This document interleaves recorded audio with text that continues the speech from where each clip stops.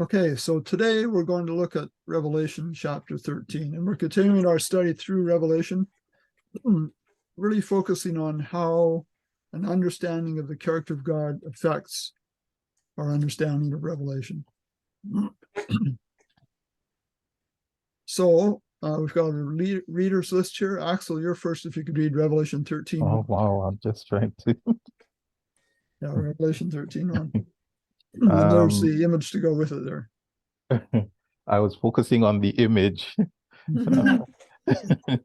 And I stood upon the sand of the sea and saw a beast rise up out of the sea, having 7 heads and 10 horns, and upon his horns 10 crowns, and upon his heads the name of blasphemy. That's quite the picture there.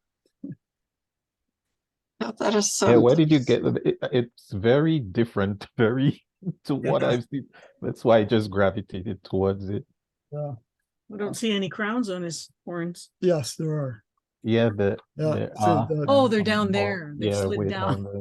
Yeah, Of course, they're not going to stay on the pointy part. Yeah, exactly. Right. So this, well, in fact, it's on the cover of this here. Okay, that's the Tim Jennings booklet where I'm getting some of this information from in that picture. Okay. Very dramatic, yeah. Yeah. Who saw this picture, or not the picture, but who saw this in vision? John. John? Did he actually see this or the equivalent of that as he was on the sand of the sea? What it says. He said, I stood on the sand of the sea. Well, that might have been, he's on the island of Patmos. Maybe he was standing on the sand. Yeah. And then in vision, he saw a beast rise up out of the sea, because I'm sure he didn't see that come up. No, he wouldn't have seen that exactly. So I put down kind of 2 possibilities. John saw something like this and described what he saw. If we could see the photo he took with his smartphone, we would describe it like this as well. Okay. And there's many versions of this, but the idea is he either saw this, some kind of a creature with his heads and horns and everything, or he saw what this represents. Yes, that's more and right. decided or was directed to use these symbols to describe it. I think that's what it is, because Fabian, my brother, he has been to Patmos, and the way he describes it, he says it's just a lot of it's a lot of jagged rocks and getting onto the island, it's very treacherous. Okay. Yeah, so possibly he may have I see it as a panoramic vision, if you will, outside of the spot that he's in, separate from that spot. Yeah. But can you see that there's 2 distinct ways of understanding this?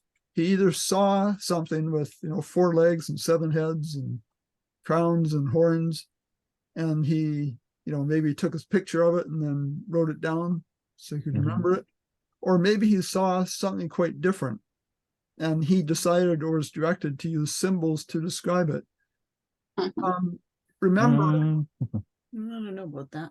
I have a little issue with that, because I think it would be an introduction of untruth in his actual in what he saw. He's not clear, he's not describing it as he sees. And I believe in the verse, it's really a depiction of what he really saw, because anything else would be untruth, right? Okay. Well, let's go back to, I don't have it in the list. And Axel, you're totally right. We don't know for sure. It doesn't really say exactly. I'm giving 2 possibilities here. Let's read Revelation 1:1. Judy, do you have that? I don't have it on the list. I had it.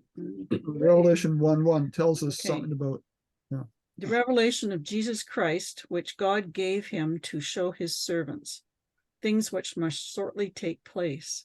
And he sent and signified it by his angel to his servant John. Okay, what does signified it mean? Okay. Doesn't it mean R- to put into signs? Put into symbols? I would think so, yes, yes.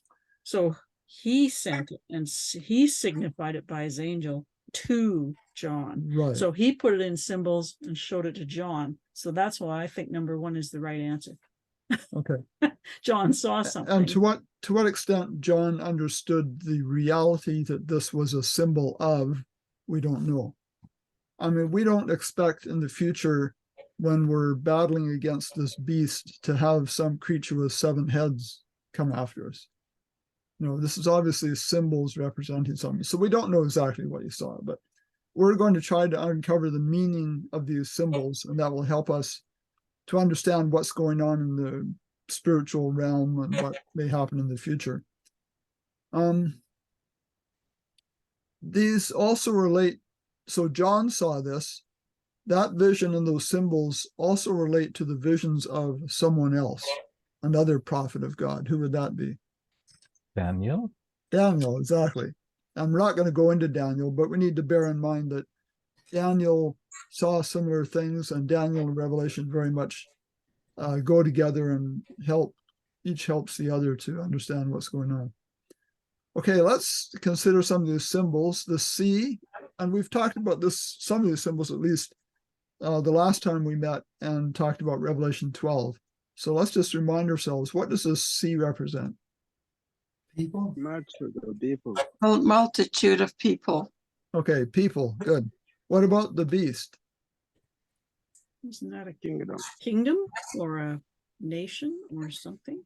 Power? Oh, world. Yeah, I put worldwide power, kind of as distinct from smaller regional powers.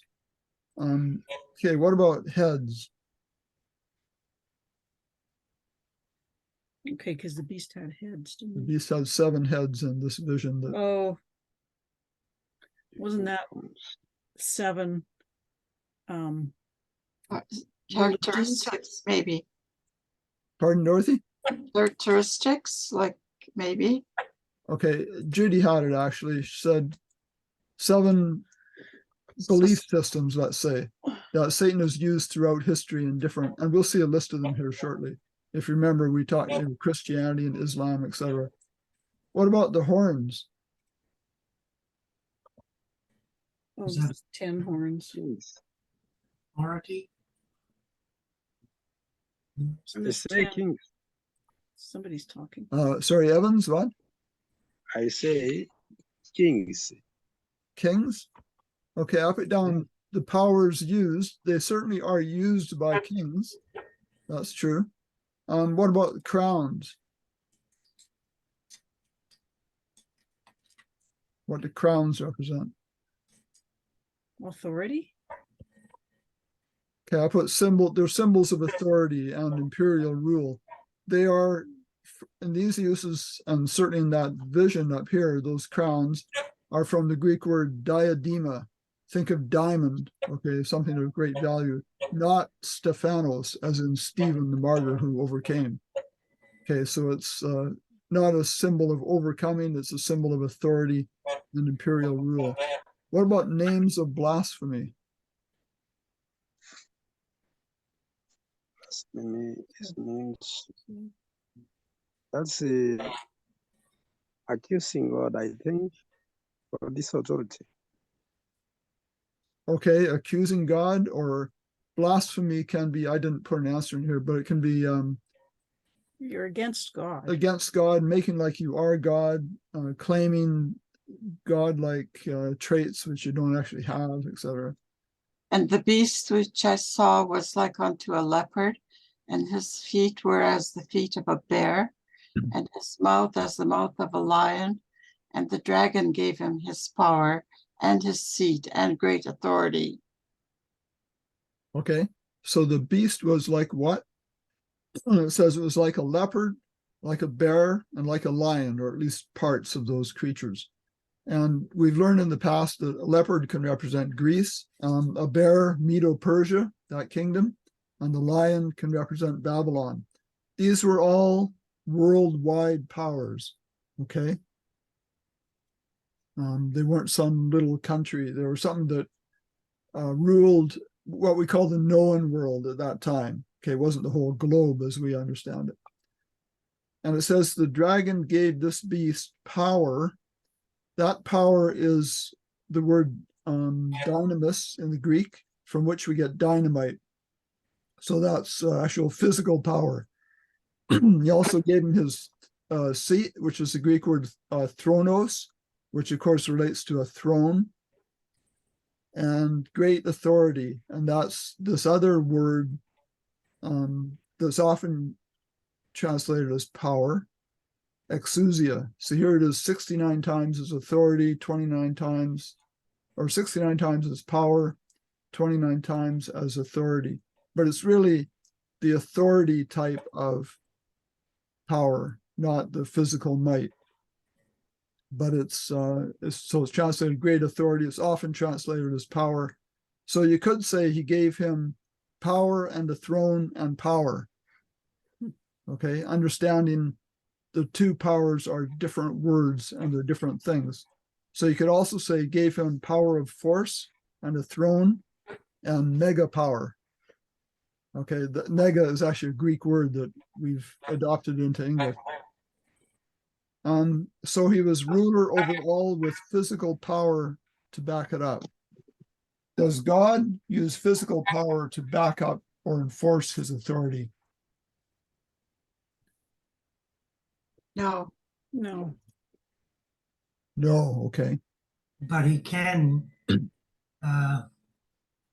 allow, if you will, certainly can. one nation or one bunch of power to overrule another. But it's not within his own nature to use power that way. That's a misuse.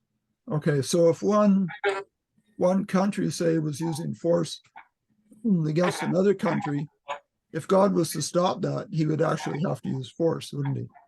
Yeah. Which he does not do. Axel, please. Can we distinguish between force and power?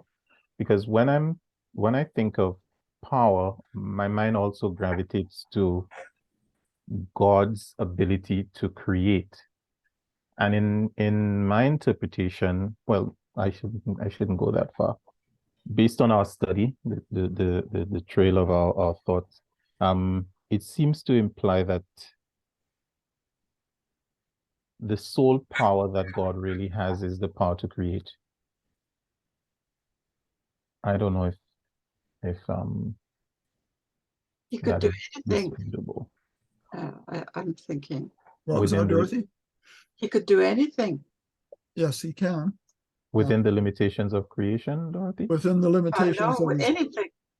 he can do anything within the limitations of his character, is what I would say. Yeah, character. And I think what you're bringing up, Axel, is, and we're going to look at the power that God has here in a bit. I think we've got that in there. The distinction you're making is between creative power that God uses and controlling power that nations would use over others. Maybe that's the distinction. Yeah. So in essence, he only has creative power, which is motivated by his character of love.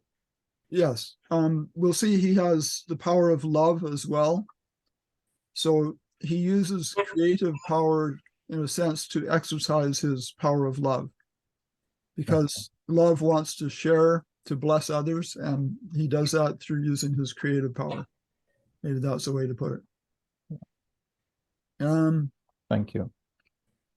Okay, so it talks in that verse 3 about his heads, and heads are belief systems, and we're going to look at that right now. So let's read Revelation 17:9, Judy. Here is the mind which has wisdom. The 7 heads are 7 mountains on which the woman sits. Okay, the 7 heads are 7 mountains. Mountains are places or systems of worship. And we shared verses about that when we did Revelation 12 last time. But here's one verse from that study, Isaiah 2:2. Michael, please. Isaiah 2:2. And it shall come to pass in the last days that the mountain of the Lord's house shall be established in the top of the mountains, and shall be exalted above the hills, and all nations shall flow unto it. Okay, so it's called the mountain of the Lord's house. And we know, I didn't put the verses in here because we looked at them last time, but a lot of the worship places of the pagan nations were on the heights of the mountains. They always talked about the high places, right? And this is from last time.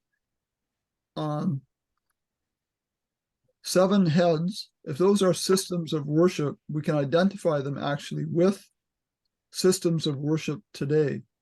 There's paganism, atheism, Eastern mysticism, Islamism, or just Islam, Judaism, Roman Catholicism, and false Protestantism. And ism just refers to a belief system. You could use creationism as well, or evolutionism. Okay, belief in those theories of origins. Wouldn't that be limiting those heads? Because I could also put in pantheism,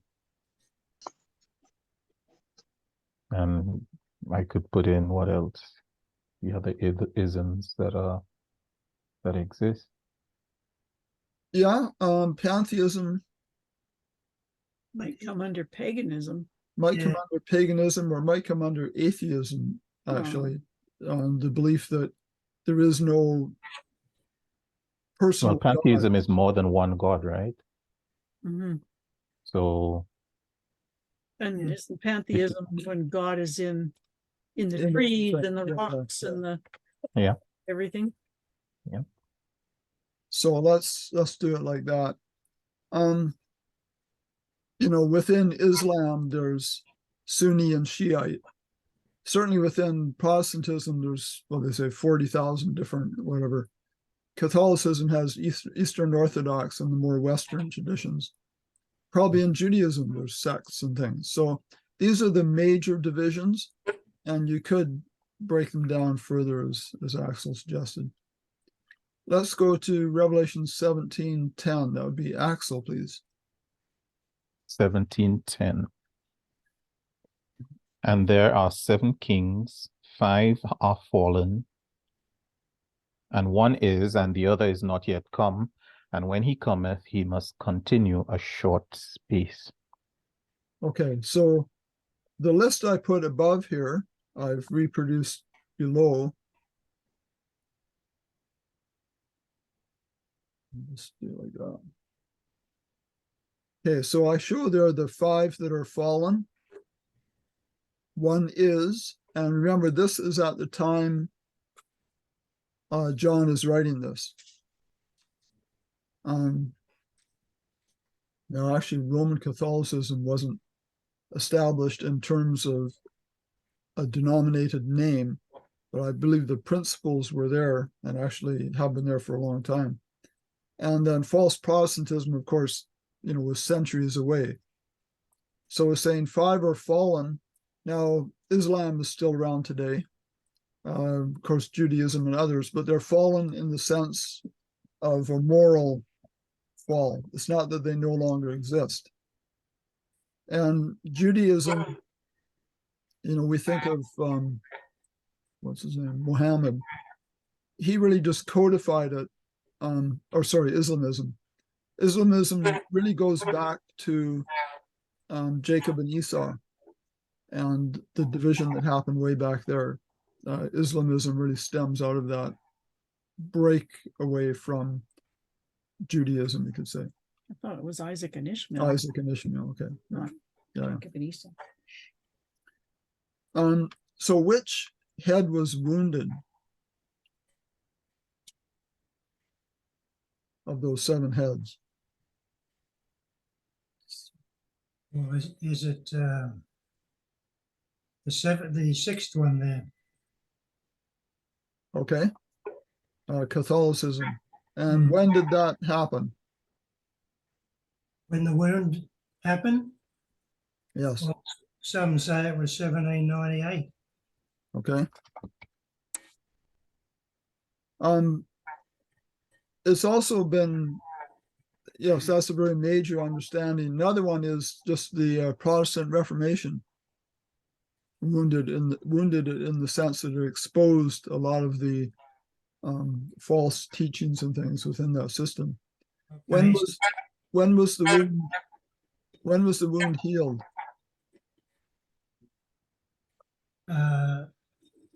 Some say, what was it, 19? Oh, I don't remember. When Mussolini gave them land to the VAT, which became the papal headquarters. Yes. Okay, that was 1929. Okay. Or Or you could say, if we go with the Protestant Reformation causing the wound, then it would be the Catholicism and the Protestant denominations kind of getting back together again more recently. okay. And either one kind of works. The most popular understanding is the 1798 wound and the 1929 healing of that wound. So that head has become more popular since then. And by now, isn't it wondered after by the whole world? We see that. Axel? In terms of the wounding, is it correct to say that it was atheism through France that created the wound, but the wound was already there was a progression towards that point since Luther. Would I be correct in saying that? Yeah, I think so, because atheism was really what was taken off in France during the French Revolution, and that led to this actual event of the wound in 1798 happening. But it really stemmed out of the atheistic movement in France. Yes.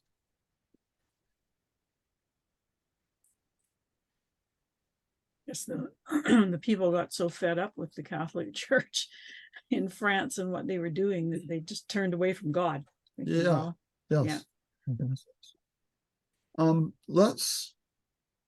Just a note here is that the Roman Catholic Church, or that head, is also spoken of as a beast in this chapter. So there's a beast with 7 heads, and Roman Catholicism itself, one of the heads is also referred to as a beast.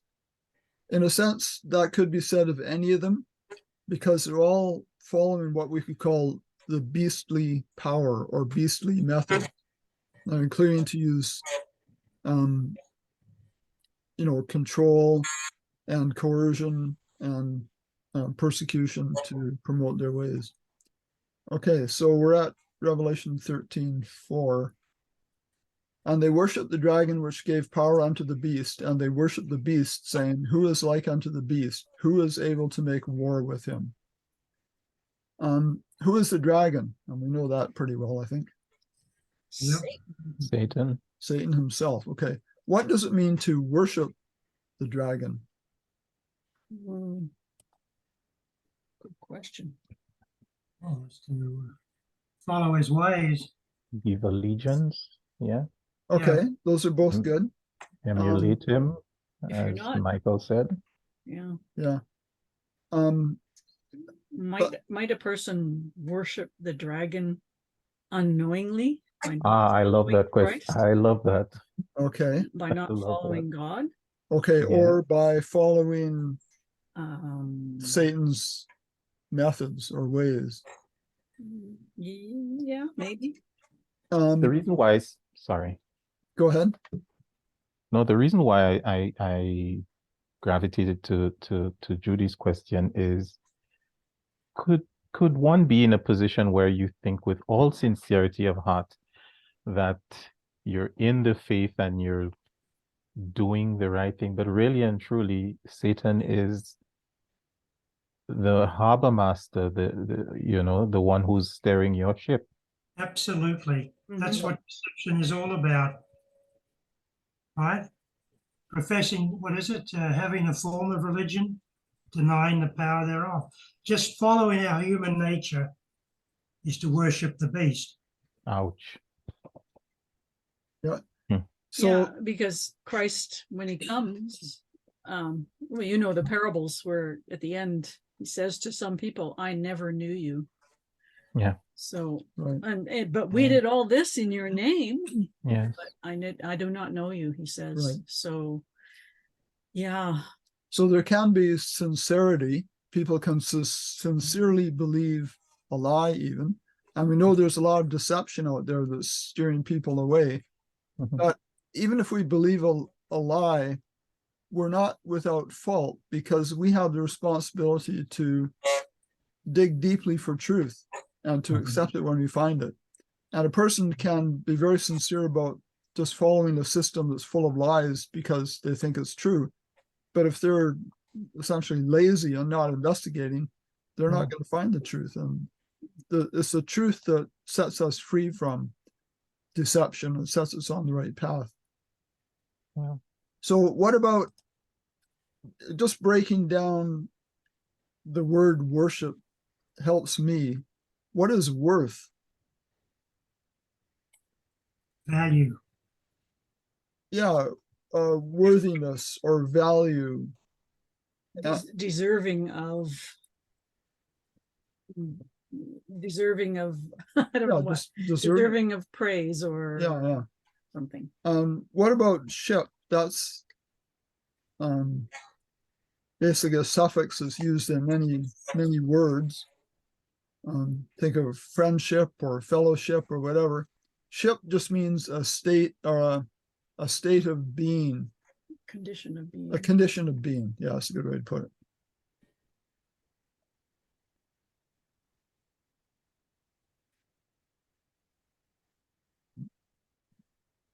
Okay, so when you talk about friendship, that's the condition of being a friend of someone. Okay, so to worship someone is to acknowledge they have value or worth, to acknowledge their have that state. Okay, so to worship the dragon would be to acknowledge that he is worthy, that his methods are worthy, worthy of following even. Right? Yes. I got a one-liner here in my Bible. To worship the beast power proves that it maintains a religious character. Mm. Okay, because we associate worship with religion. Usually, yes. Yeah. But people can worship rock stars. They can worship their car. They can worship all kinds of things. Sports. Yeah, sports. It's what you put value in. Mm-hmm. And really, everybody worships because everybody holds something to be of value, to look up to put your attention towards or on. Okay, they worship the dragon which gave power unto the beast. Who or what is the beast?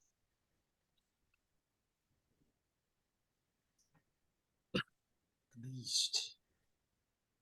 It's that beast with 7 heads and 10 horns, isn't it? Okay, yeah. And yes, good answer. And okay, the 7 heads or 10 horns. Here it is, the 7 heads, and one of them is Roman Catholicism. So really, Roman Catholicism is a part of the beast, you could say. But we Mhm. find in scripture that it starts, this is kind of a part I'm not totally sure of. It talks about Roman Catholicism on its own as a beast. Mm-hmm. And of course, any of these 7 are beasts in the sense they're following the beastly system, the beastly way of doing things, which includes to use coercion and force and mandates and all kinds of things. Who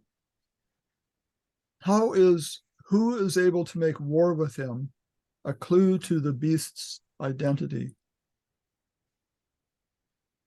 It kind of sounds to me like a rhetorical question with the implied answer, no one can. No one can make war with him. Oh, okay. That's why they worship him. Because you can't fight him, join him. Yeah, that's the way to put it. Yeah. If you're not able to fight against him, then just give up and go along with what he says. That's what a lot of people end up doing. Yeah. Which is sad. Yes. The word war in there, again, is this word polemio, from which we get polemics. It's not really war of guns and tanks and things. It's a war of ideas and ideologies and arguments and things like that, debate.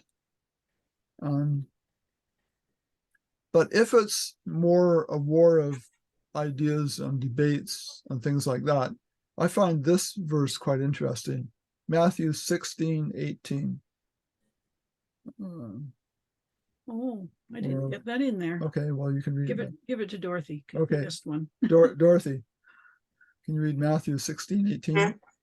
And I say also unto thee that thou art Peter, and upon this rock I will build my church, and the gates of hell shall not prevail against it. Okay. What does that mean? The gates of hell shall not prevail against it. Nobody can fight against it. Nobody can fight against what? The church. Okay.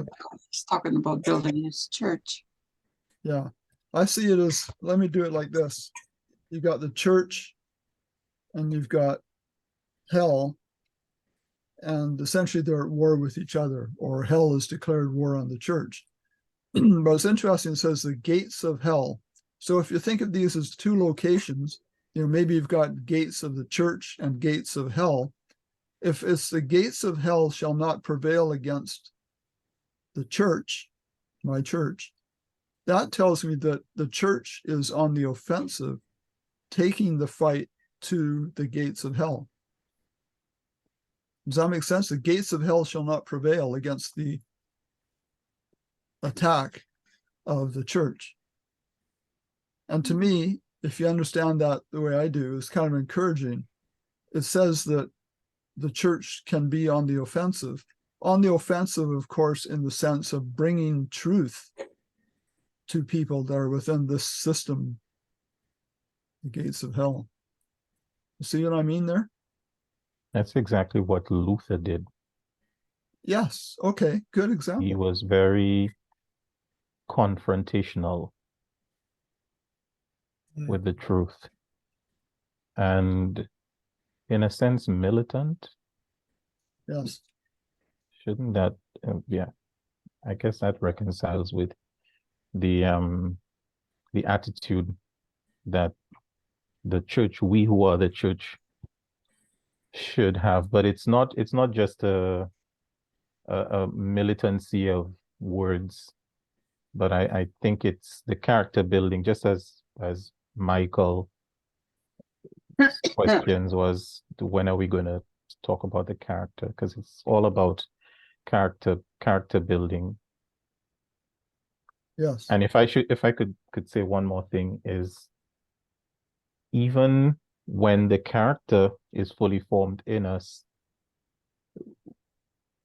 the fight will find us. That's the best way I could put it. Because by beholding Christ, whom we become a target of hell. Yes. Okay. Yeah. I like that you brought up Luther, because he actually went to, you could almost say, the gates of hell, to the doors of this church in Wittenberg in Germany, and posted his 95 Theses there. Yeah. So absolutely. He was aggressive in that sense. He took the fight to the gates of hell, you could say. Yeah. Mm-hmm. And, Luther, to bring character into it a bit more, Luther was very much attacking the church in terms of its character of greed, etc., where because what he really went after was the indulgences and such things that the church was promoting very greedily because they made a lot of money off it, promoting to the people. And he went against that and exposed it. Yeah. In fact, that's very interesting because they had a system of indulgences, and there was one bishop or whatever would go around and say, if I can get this right, when a coin in the coffer rings, a soul from purgatory springs, something like that. Because they would pay money to get their dead relatives out of purgatory, so they thought. Okay. And that's what he really fought against. And in fact, it was Luther that came up, in a sense, with this imposed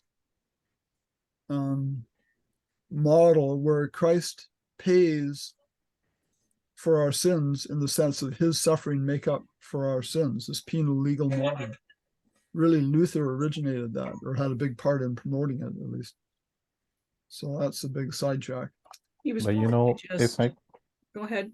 no, go ahead, please. I was going to say he was probably just reacting to what was going on.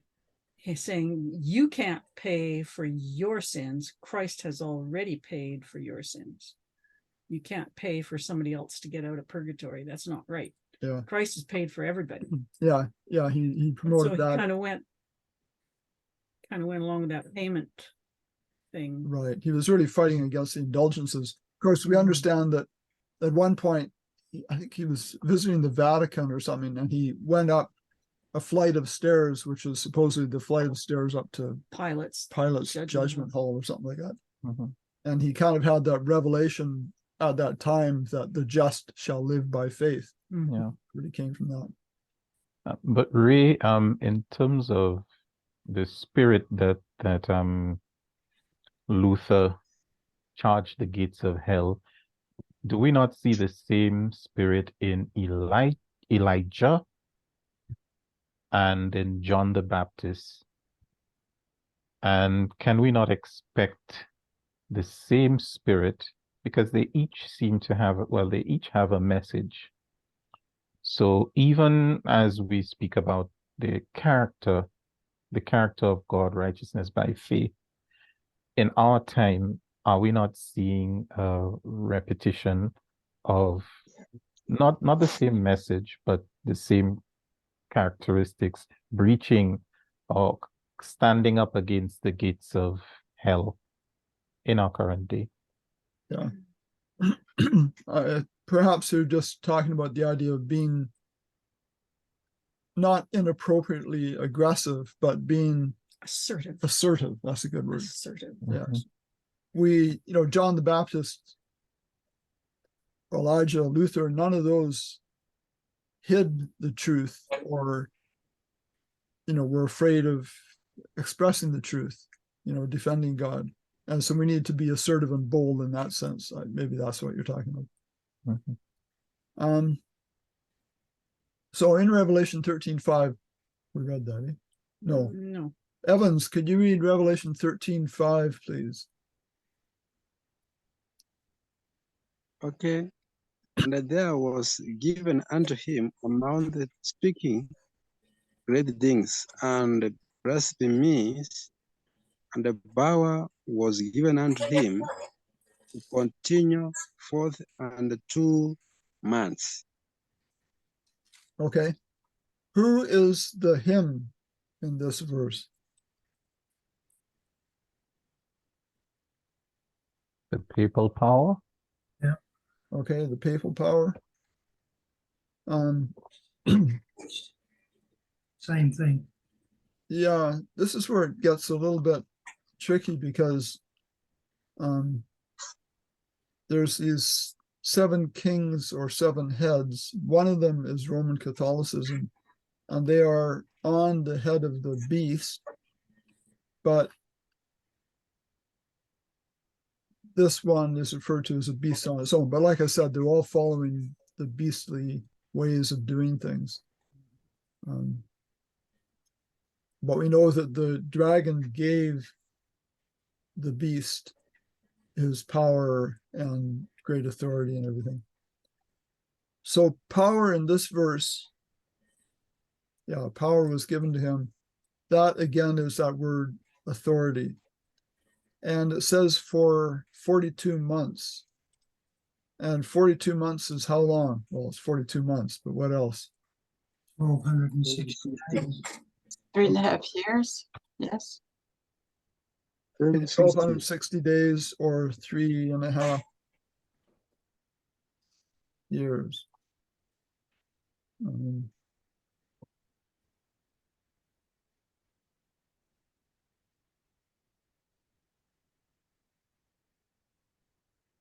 Okay, so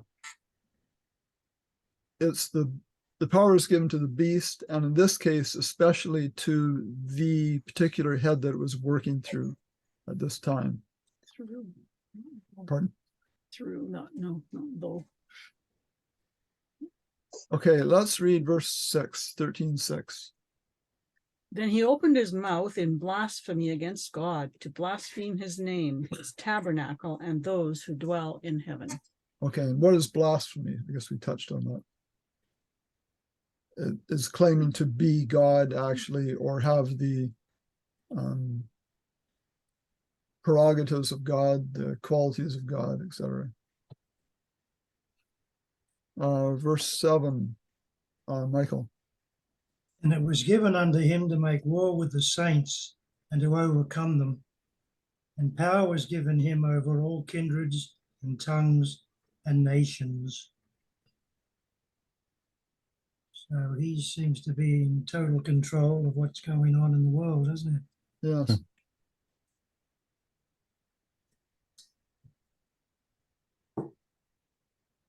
Okay, so power was given to him. So we're talking about the papacy here, who's one of the horns, but is also referred to as a beast. Is God involved in that at all, in giving him power? Yeah.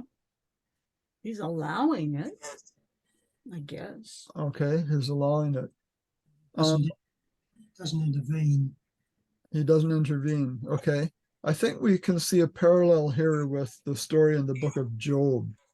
So let's read, Axel, if you could read Job 1:8-12, please. 12.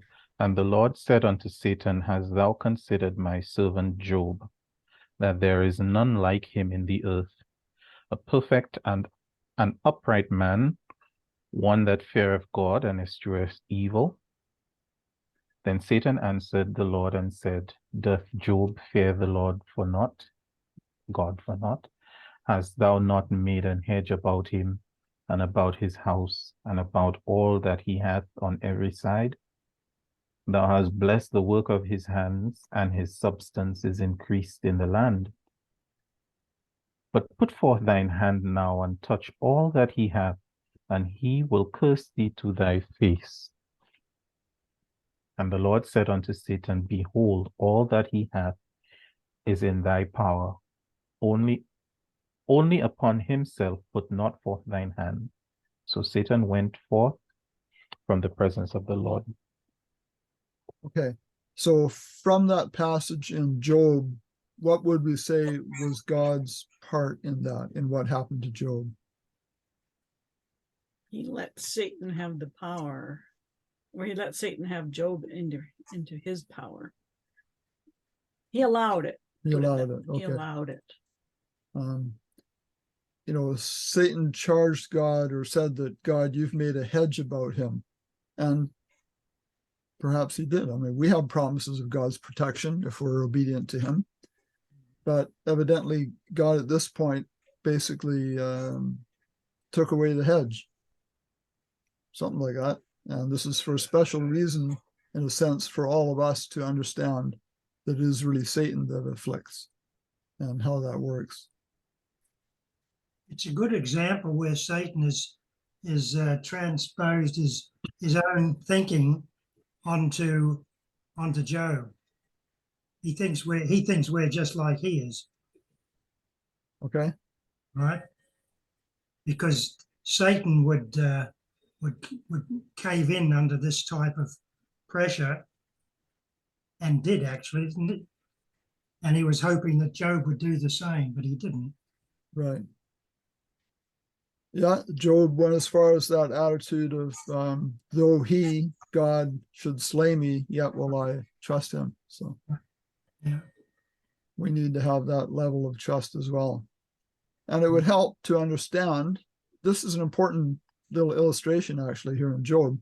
It's important for us to understand in the last days when we are having all kinds of troubles, that it is not God that's doing it. Okay, he's allowing it, his helping us to build our trust in him by allowing it, but it's not causing these things. Okay, Revelation 13:8. Dorothy. 13:8.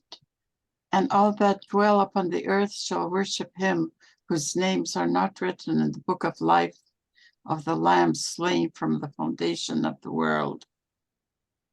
Okay. So who's the him in there? Back to the That's the book. Father, yes. Dorothy, did you say that that him is the Father? Yes. Okay, read it carefully. And all that dwell upon the earth shall worship him. No, that must be Jesus, whose names are not written in the book of life of Okay. the Lamb. Yeah. Perhaps that's worded in an awkward way. Yeah. Those whose names are not in the book of life will worship someone. Those whose names are in the book of life will worship the Father and the Lamb. Those that are not in the book of life will worship someone else. That beast that's in both. Okay, they're going to be worshiping the beast. Oh no. Yeah, it's those that are not in the book That's of life. right. That's how it is. Yeah. That's the key word there. Yeah. Let's go to this passage, was kind of illustrative here of what's going on. Daniel 3, verse 1, and then verses 4 to 6. Nebuchadnezzar the king made an image of gold, whose height was 80 cubits, and the breadth thereof 6 cubits. He set it up in the plain of Dura in the province of Babylon. Then an herald cried aloud, To you it is commanded, O people, nations, and languages, that at what time ye hear the sound of the cornet, flute, harp, sackbut, psaltery, dulcimer, and all kinds of music, ye fall down and worship the golden image that Nebuchadnezzar the king hath set up. And whoso falleth not down and worshipeth shall the same hour be cast in the midst of a burning, fiery furnace. Yikes. Yeah, yikes. Who is being worshipped in that story? Was the image. The image of Nebuchadnezzar. Yeah, the image, but really Nebuchadnezzar, because actually the next verse that I have here helps with that. Daniel 2:38, Judy. 2:38. This tells us how Nebuchadnezzar got the idea that he was this image of gold. And wherever the children of men dwell, or the beasts of the field and the birds of the heaven, he has given them into your hand and has made you ruler over them all. You are this head of gold. Okay, so he was told that he was the head of gold. He kind of misinterpreted the meaning of that, though. He made an image totally of gold, thinking that would represent him with a never-ending kingdom, I guess, and commanded people to worship it. So through that, he would receive worship and honor.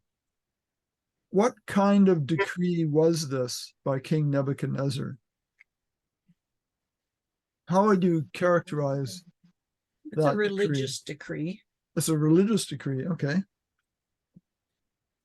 It's a forceful decree. It's forceful, exactly. Anything else? Mainly that it's forceful. Coercive too. Coercive, because what if you don't do it? If you don't do it, you're toast. Yeah, I would In the say, or press. you're ash. Yeah. Yeah.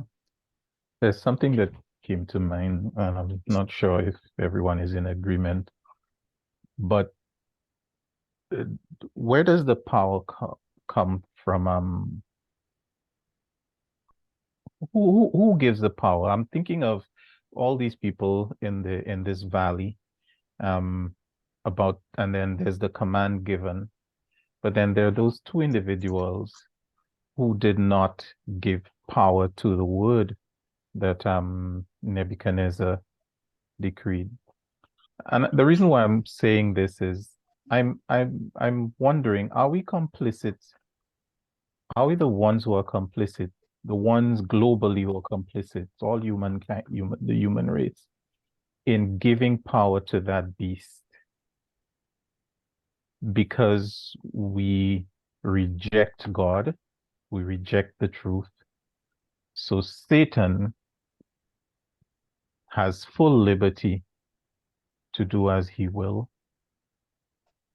For the two Hebrew boys, they were thrown into the fire, and none of them, the fire had no effect over them, Right. no power. The only power was the creative, sustaining power of God that kept them from falling victim to the power, which is not the true power, the power of Nebuchadnezzar. So again, are we complicit in the rise of this beast power to continue to perpetuate whatsoever it will? I think we're complicit in the sense that if we don't speak against it, that doesn't necessarily promote it, but it doesn't reveal the truth to people.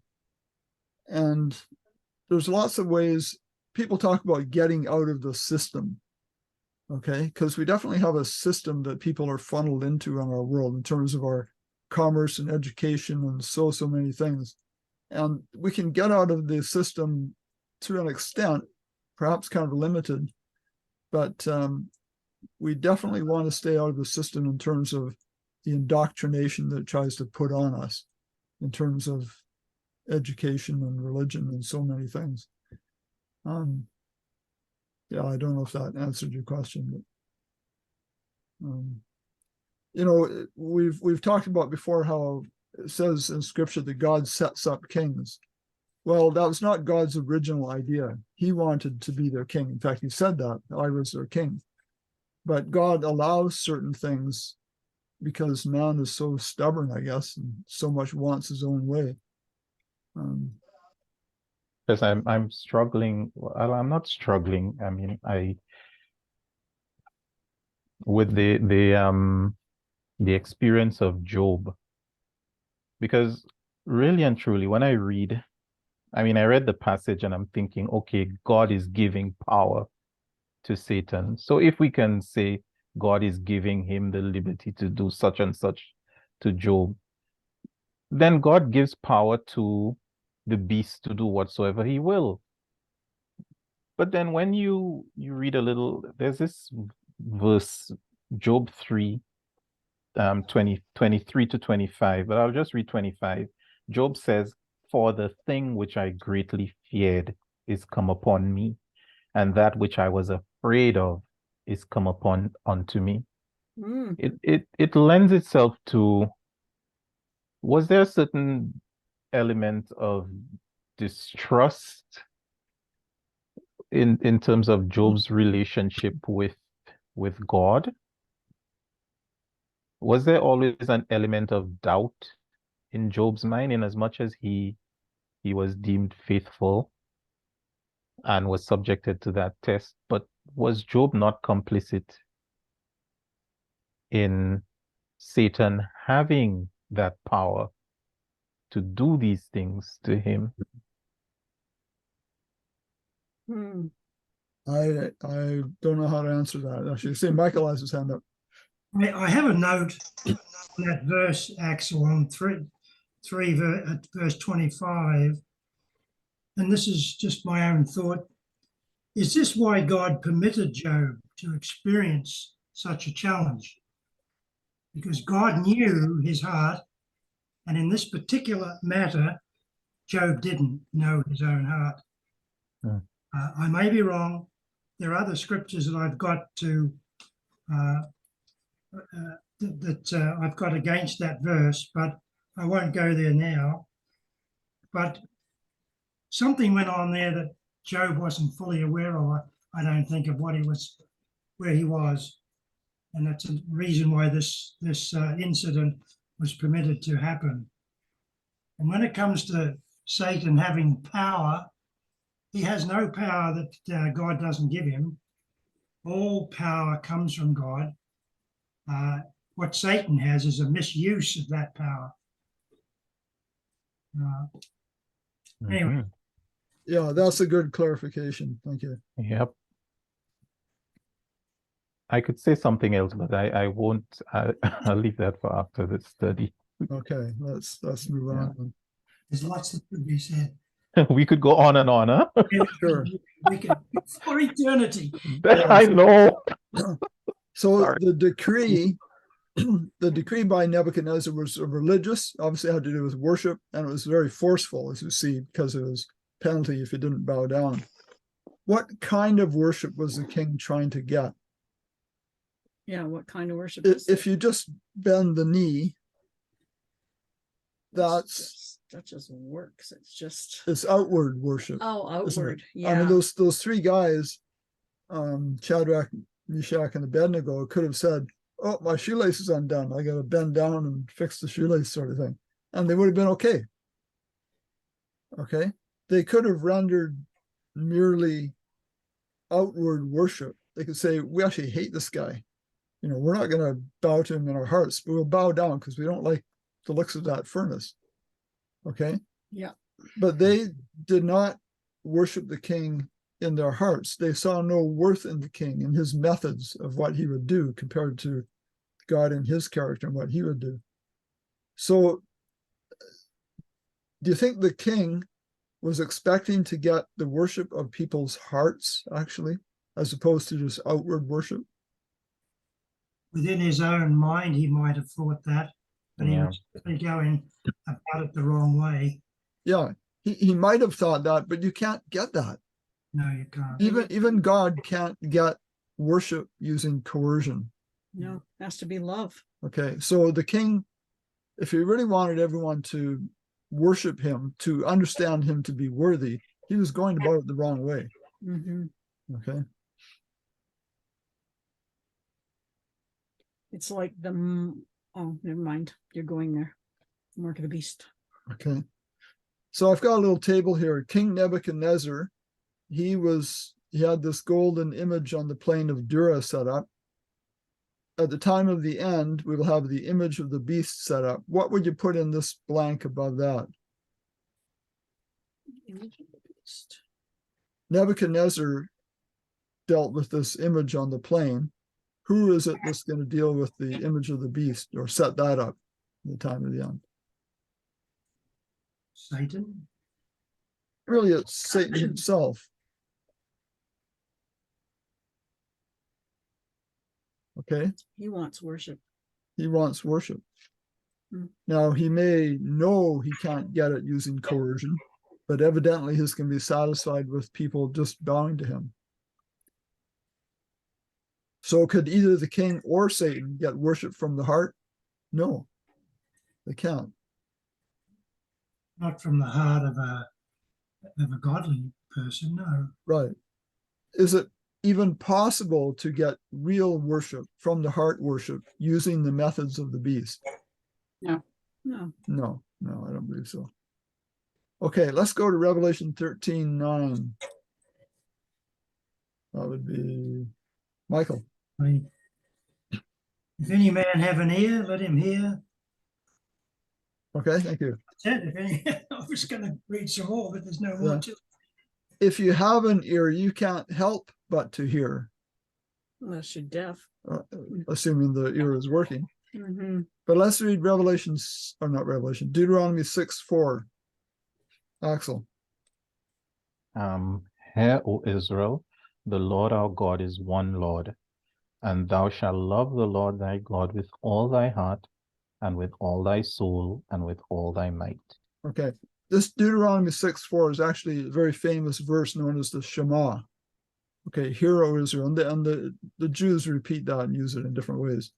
But hear in that case really means much more than just to physically hear with your ears. It means to hearken and obey, basically. Mm-hmm. Okay. So in Revelation 13:9, that would be the same thing. Okay, you need to obey. Revelation 13:10, Dorothy. He that leadeth into captivity shall go into captivity. He that killeth with the sword must be killed with the sword. Here is the patience and the faith of the saints. Okay. He that leadeth into captivity shall go into captivity. He that killeth with the sword must be killed with the sword. That reminds me of this verse, Matthew 26:52, Evans. Then said Jesus unto him, Put up again thou sword into his place. For all they that take the sword shall perish with the sword. Okay, you can see the parallel there, right, with Revelation 13:10, saying very much the same thing. Now, that doesn't mean that anyone who takes up a sword is automatically going to die with being stabbed by a sword. It could be shot or any number of things. But it's really a principle that if you live a violent life, chances are pretty good you'll meet a violent end. What is the patience and the faith of the saints? Their faith should be in God. Okay, I guess their patience is patience under persecution. okay, that would I make don't sense. know. Looking at this verse and thinking of the beasts and horns we've talked about before, was there a specific fulfillment to this Revelation 13:10? And there was actually. The French general Berthier under Emperor Napoleon captured Pope Pius VI on February 15th, 1798. And here's one depiction of him heading off in handcuffs, I guess. Deadly wound. Yes, yes. So did the beast suffer a defeat in this event? Mm-hmm. A setback, yes. Okay. It's interesting that when you ask this question and look at this list here, the beast, the part of the beast we could say that suffered the wound was Roman Catholicism, but it was inflicted by atheism. Okay, this atheistic French power. Mhm. So that's kind of interesting. Sin punishing sin. Sin punishing sin, yes, good way to put it. Yeah, it's like one part of the beast working against another. It's like this, having this, live by the sword, you die by the sword. Yes. Live by whatever they lived by, Yes. persecution and stuff. Yeah, yeah. I'm just going to put in here what Michael said. Sin punishing sin. It's a good example of that, I think. Adrian's. Okay, Revelation 17:3, Judy. So he carried me away in the spirit into the wilderness, and I saw a woman sitting on a scarlet beast, which was full of names of blasphemy, having 7 heads and 10 horns. Okay. This is interesting here. I got this from Ministry Magazine about Napoleon thinking back on his career. He said, "It was by making myself a Catholic that I won the war in the Vendée. By making myself a Muslim that I established myself in Egypt. By making myself an ultramontane that I won men's souls in Italy. If I were governing a people of the Jewish race, I would rebuild the Temple of Solomon." That's kind of interesting, isn't it? Sounds like a Jesuit. Yeah, maybe. And that relates to this. Going back up here again. That the beast is manifested, in a sense, in all these different heads or ways of doing things. Okay. I mean, France at that point was very much atheistic, and Napoleon was talking about he could convert, in a sense, to one of the other heads in order to achieve his purposes. Isn't that kind of reminds me of what Paul said? He said, you know, Okay. when in Romans, do as the Romans do, basically, you know, I've become all things to all men that I might win some. So it sounds like Napoleon was kind of using that kind of logic. Yeah, okay, that's a good connection there. So you can use that for good or you can use that for bad. Yeah. So by making myself an ultramontane, that I won men's souls in Italy. What does he mean by that? Is he trying to promote Christianity, or was he trying to win them to his way of I thinking? think win them to his side. Yeah, I guess so. Yeah. And along with this, there's a quote from the book Great Controversy that's interesting. It says, the papacy is just what prophecy declared that she would be, the apostasy of the latter times. It is a part of her policy to assume the character which will best accomplish her purpose. But beneath the variable appearance of the chameleon, so something that changes colors or appearance, she conceals the invariable venom of the serpent. Mm. Okay, so that's the same kind of thing there. So that statement, this one from Great Controversy, applied to the papacy, but it could also apply to the beast, who operates through the 7 heads in different ways depending on time and place. And Napoleon would be an example of that. Okay, let's read Revelation 13:11. Michael. And I beheld another beast coming up out of the earth, and he had 2 horns like a lamb, and he spoke as a dragon. Another beast. Okay. Okay, now we're going to the second part of Revelation 13, actually. Another beast separate from the first one. So let's identify some of these symbols here. What's the earth in that case? People People, okay. coming up out of the Oh, earth. it was an uninhabited area with fewer people compared to the sea, which had lots of people. Actually, that's right. All right, okay. Relatively uninhabited. Mhm. Sparsely Yes. populated. Because it's the sea is representative of people. Mhm. And I'll say relatively, because there certainly were people here. Horns again are powers, right? Mhm. What's the lamb? Or what is a lamb? What it can be a symbol of? Jesus. Meekness. That is a lamb to the slaughter. Okay. What about 2 horns? What's the significance of there being 2 horns?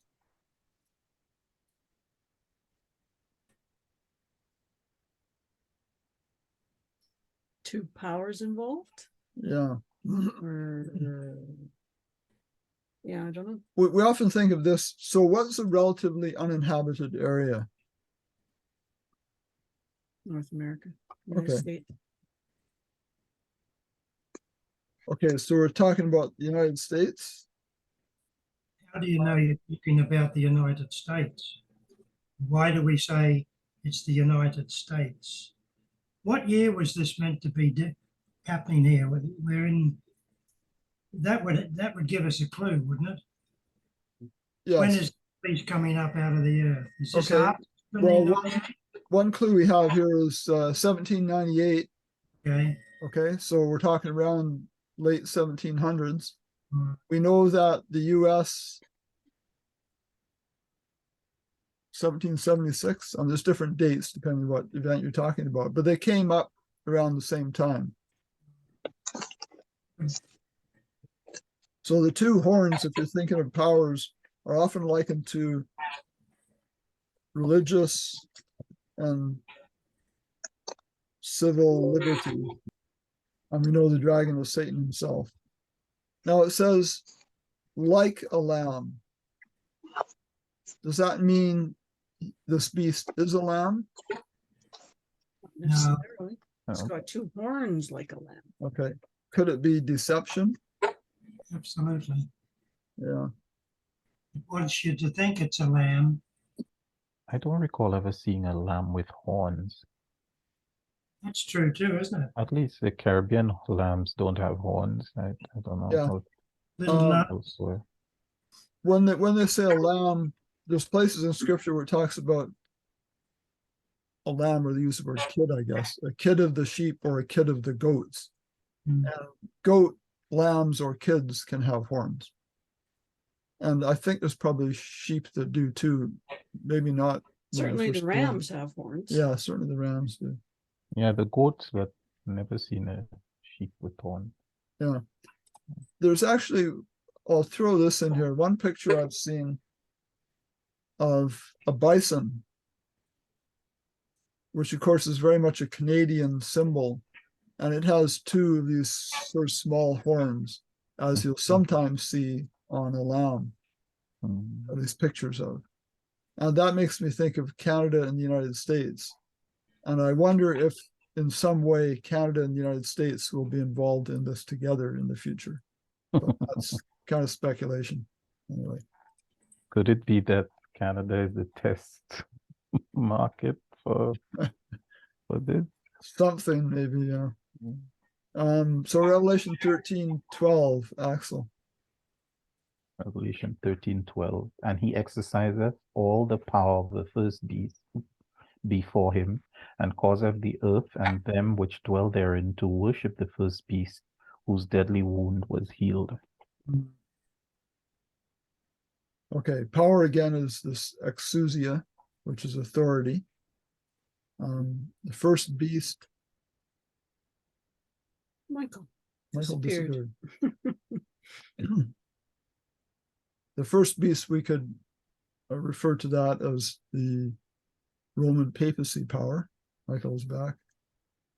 The wound was healed in 1929, or so the infliction and healing would be 1798 and 1929, or the Reformation and the papal resurgence to popularity.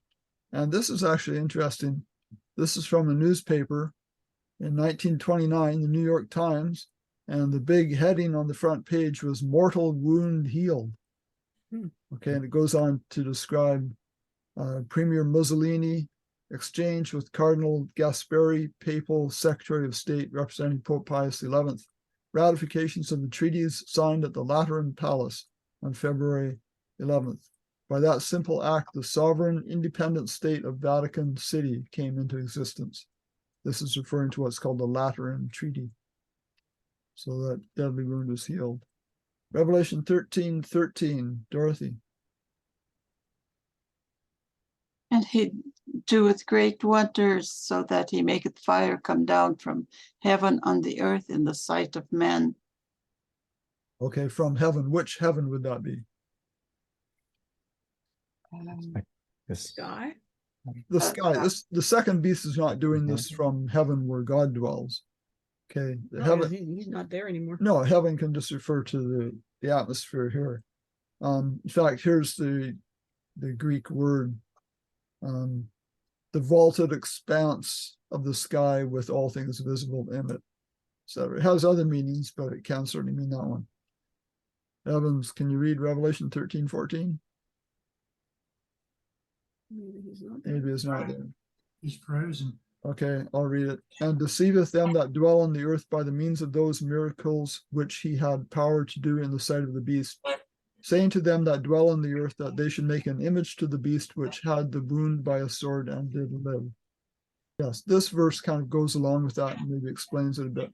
2 Thessalonians 2:9, Judy.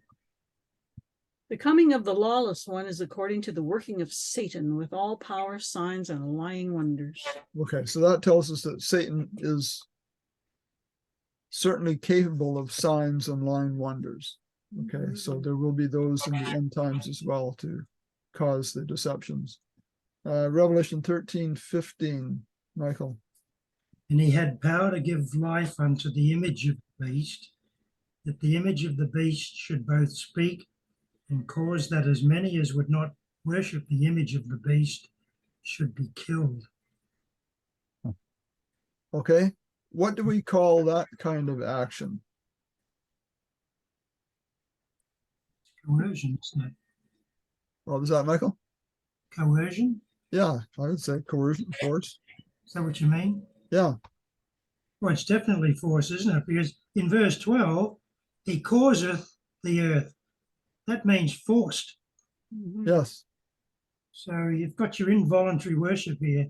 Worship me or else. Yeah, yeah. And we know that happened during the Dark Ages, the Spanish Inquisition, and many times since then, even through history. There's persecution of Christians, whether we want to call them true Christians or not. It's happening in many parts of the world.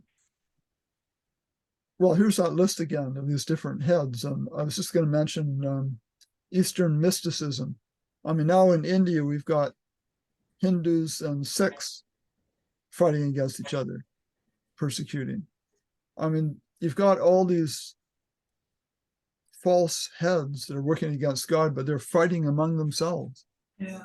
And you see this quite often. Even in Islam, the Sunnis and the Shiites Sure. fight against each other. Yeah, another sometimes. example. And they're all, whether they really know it or not, they're worshiping this beastly system. Okay, they're not following God's character, they're following, worshiping, valuing the character of Satan, really, and his methods. Okay, Revelation 13:16. Axel. And he causeth all, both small and great, rich and poor, free and bond, to receive a mark in their right hand, or in their forehead. Okay. I think you've probably seen this before. What's the significance of the right hand and the forehead? What's the distinction there? The right hand is their actions, whereas in the forehead, it's in their mind, mental assent to whatever it is. Okay, and the hand is just going along with it, even though they might not agree because of the coercion, because of the threats, the mandates, whatever. Mandates, I hate that word. Well, it's kind of a code word. Yeah. Revelation 14:10, Dorothy. And I looked, and lo, a lamb stood on the Mount Zion, and with him 144,000, having his father's name written in their foreheads. Okay, so in other words, they have the character of the Father, right? And this relates to the Revelation 13:16. God's people, they have to have it. They can't just have it in the hand. They will go along with God's ways of doing things, of course, but they can't just go along with it outwardly. They must also worship him in spirit and in truth, it says. They have the Father's name or character in their foreheads. They've actually taken that character into themselves, into their hearts. It's this writing of my law in your hearts, etc. Revelation 13:17. And that no man might buy or sell, save that he had the mark or the name of the beast or the number of his name. Okay. We're obviously looking at an end time sort of scenario there. No man might buy or sell. Could that actually happen? Oh, yeah. Oh, yeah. Definitely. On a worldwide scale, could that happen? Absolutely. The framework is there. Has it? Just plug and play. Yeah, basically. Has it already happened in limited cases? Definitely. It has. During the pandemic, there were some stores you weren't allowed to go into. Yeah. Unless you had whatever they wanted you to have. Yes. Add the mark. The mark or something. Yeah. Yeah. So name represents character. We know that. Could it be said no one can buy or sell unless they have the character of the beast? That would be it, yeah. Yeah, maybe. Yeah, because up here, no man might buy or sell unless he has the name of the beast. We know that name, well, I put it right here, name represents character. Okay, so if you have the character of the beast, you can buy and sell. It's really to force people to take on that character. Okay, last verse, Revelation 13, verse 18, Judy. Here is wisdom. Let him who has understanding calculate the number of the beast, for it is the number of a man. His number is 666. Okay, count. This is the word I have here. Yes. Count can just mean to reckon. Okay. Mine says calculate. Yeah, or calculate. Yeah. So it's interesting. We have 666 as opposed to 777, which would be more of God's completeness. So kind of in summary, the beastly system uses what? It uses the power of force. It can be through the state. And the godly system uses what? Love. Power of love. So you got the power of force versus the power of love. And just a few verses here to kind of demonstrate that the power of love is what God uses. John 12:32. Michael. And I, if I be lifted up from the earth, will draw all men unto me. Okay. And 1 John 4:10. Axel.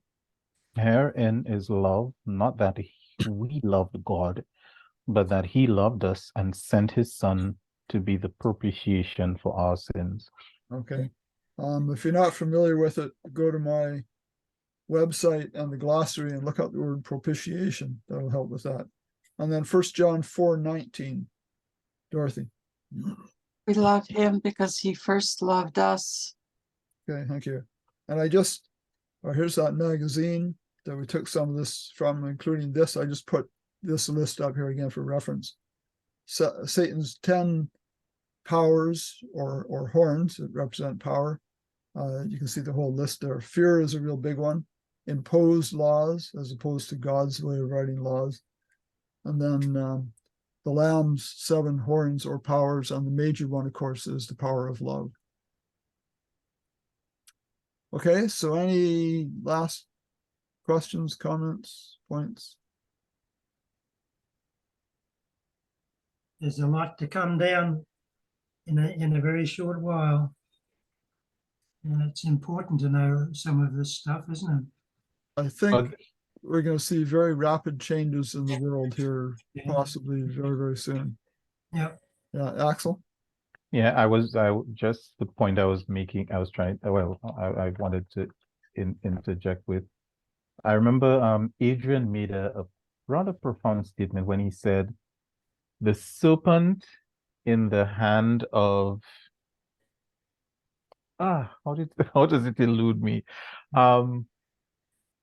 He was drawing the analogy between, Moses casting down the serpent. Right. And he said the power is, Satan has no power, but the power that God gives to us becomes a serpent when we lay it down. So in essence, we are giving power to Satan. Mm-hmm. Just to paraphrase what he said. Oh, okay. So we're giving power to Satan when we cast down the rod of God. Would that be?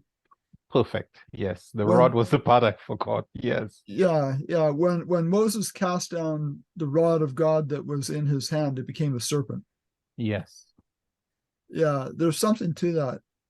And the rod was used subsequently at the start of each of the plagues. Yeah, he was stretch out his rod over right, the river right. and stuff. It's connected to kind of releasing the power of Satan or something like that. Oh, I never thought of that. Yeah. Okay, interesting.